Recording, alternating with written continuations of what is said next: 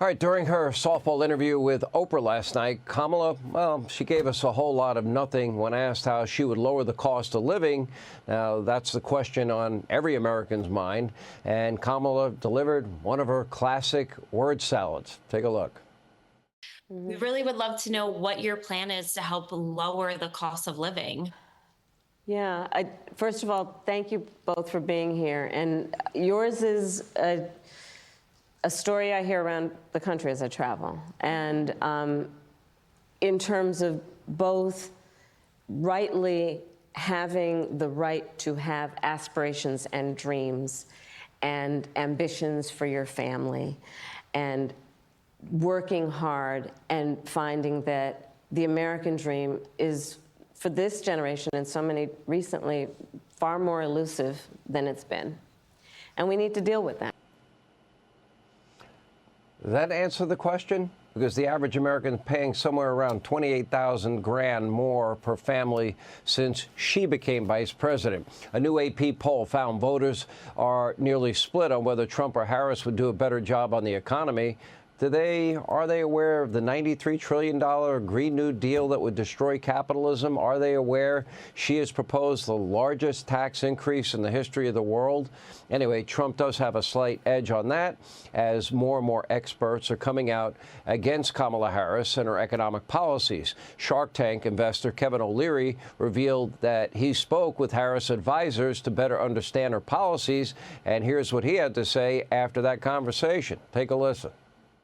In querying about this idea of taxing unrealized capital gains, which would basically destroy the economy and change the way every investor would invest and chase capital out of the country, I've been told, listen, don't worry about it. Just be happy. There's no way Congress would ever pass that. She has to keep saying that to keep her base happy, to bring people out to vote for her. But that's not going to happen. Don't worry about it. These policymakers that are giving me this just be happy, well, maybe I'm going to have to get happy. But right now, I'm not happy, and I really, really want some policy. I really do, and I think the rest of the market does too. And that comment gives you some idea about how much angst there is out there. And according to a new report, it sounds like the American people will have a lot to worry about. The Tax Foundation found that Kamala's tax plan would cost the U.S. economy nearly 800,000 jobs, and unemployment has been on the rise. But Trump, on the other hand, is considering policies that will help working-class Americans. At his rally on Long Island earlier this week, he suggested a temporary cap of 10% on credit card interest rates to help the Americans that have been struggling because of Biden-Harris inflation. He also said no tax on tips, no tax on Social Security. And the president keeps expanding out his tax breaks for hardworking Americans by saying, well, no tax on overtime either. Here with reaction, Louisiana Senator John Kennedy is with us. She did, in her own words, propose a co-sponsor the $93 trillion Green New Deal. That, to me, would end capitalism as we know it, on top of the largest tax increase in American history, including taxing unrealized capital gains. Again, that would end capitalism as we know it. That basically is Marxism, the way I understand it. I want to get your take on it, and the fact that they're saying to Kevin O'Leary, oh, just be happy, none of that's going to happen. Well, those are her stated policies. That's her in her own words. Are you saying don't believe what she says?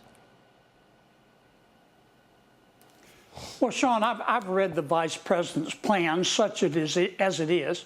Basically, her plan is let's do the dumbest thing possible that won't work. I don't know who wrote her plan. I don't hate anybody, but I wouldn't put that person in charge of a ham sandwich. The biggest economic problem facing America today is high prices. Duh. And those high prices were caused by the policies of President Biden and Vice President Harris. What's her plan to lower those prices? Number one, price controls. Sure, let's follow Castro and Cuba and Venezuela and the former Soviet Union, all of which tried price controls and all of which experienced higher prices and mass hunger. The second part of her plan is raise taxes.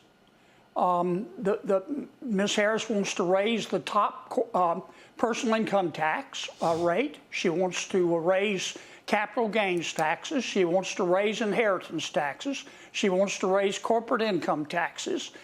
She wants to tax unrealized capital gains for the first time in American history. She even wants to tax wealth. And she believes we're one tax increase away from prosperity. I don't know a single economist that who is or which has said it will work. The Tax Foundation did a very careful analysis. As you said, the Tax Foundation says that Ms. Harris's plan will cost us about 800,000 jobs. It'll shrink the economy about 2%. It'll cut wages at least 1.2%. And in my judgment, it'll also cause prices to go even higher. I mean, you know, this plan is like a rock, only dumber. You know, if you raise corporate taxes, correct me if I'm wrong, I don't think corporations pay taxes. Any increase in taxes will be passed on to consumers. If you double the capital gains tax and you tax unrealized capital gains, by the way, good luck trying to figure that out, be it a real estate investment or an investment in the stock market. I find this madness. By the way, and if you pay taxes on gains and eventually you don't realize them because the stock goes down or the property value goes down, do you get your money back? I think that would be a question we need an answer to.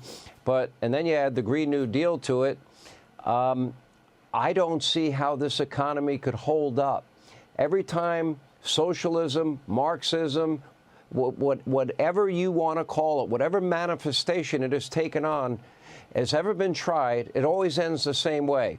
Unfulfilled promises and more poverty and a loss of freedom that you give up in the name of false security. Am I wrong, Senator? No. If you corner President Biden's Treasury officials, even they will admit that these high prices are permanent. The only way to deal with these high prices is to grow out of them. 5,000 years of human experience demonstrates that you can't increase personal wealth, you can't increase a country's wealth without increasing output.